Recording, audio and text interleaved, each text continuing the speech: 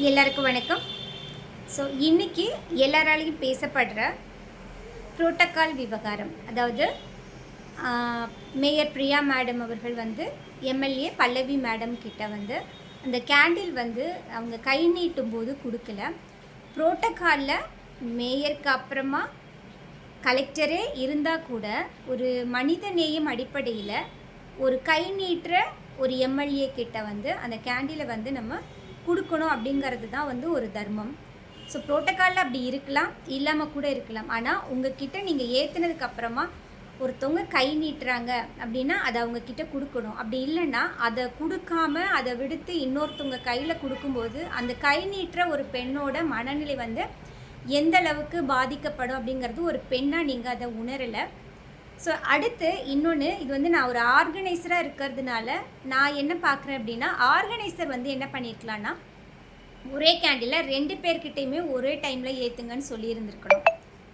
அதே மாதிரி scissor cut பண்ணும்போது 2 பேரையுமே பக்கத்தில் நிறுத்தி ஒரே கத்திரிக்கோள் கொடுத்து ஒரே சிஸ்ஸர்ஸ் கொடுத்து 2 பேரையும் ஒரே டைமில் வந்து கட் பண்ண சொல்லியிருந்தால் கூட இது நல்லா இருந்திருக்கும். இன்றைக்கி பல்லவி மேடம் வந்து ரொம்ப மனசு கஷ்டத்தோடு அது வெளியே போனது வந்து பார்க்கும் பொழுது ஒரு விழா ஆர்கனைசராக நமக்கு வந்து அது ஒரு மனசு கஷ்டமாக இருந்துச்சு.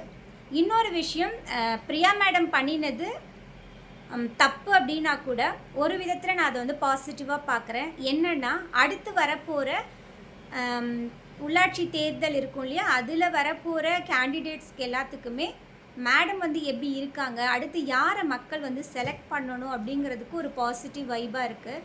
ஏன்னா ஏற்கனவே நிறைய பேர் ஓட்டு போட்ட மக்களை வந்து ரொம்ப மோசமாக விமர்சனம் பண்ணி நிறைய மக்களோட மனசை கஷ்டப்படுத்தி தான் நம்ம பார்த்துருக்கோம். அதனோட விளைவும் என்னன்னு நம்ம எல்லாருமே பார்த்தோம்.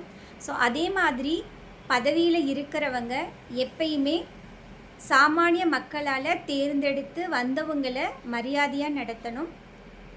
அதுதான் வந்து எல்லாருக்குமே நல்லது. எப்போ நம்ம அறத்தை வந்து கடைப்பிடிக்கிறோமோ அப்போ எப்போவுமே நமக்கு கடவுளோட அனுகிரகம் வந்து துணையாக இருக்கும் அப்படின்றதுனால ஸோ இனிமே வரப்போகிற எல்லாருமே வந்து ஒரு அறத்தை வந்து பின்பற்றணும் அப்படிங்கிறத வந்து கருத்தாக சொல்லிக்கிறேன். இது வந்து இந்த செயல் மூலம்தான் இன்றைக்கி வந்து பல்லவி மேடமும் ஒட்டுமொத்த தமிழ்நாடுக்கும் ஃபேமஸ் ஆயிட்டாங்க.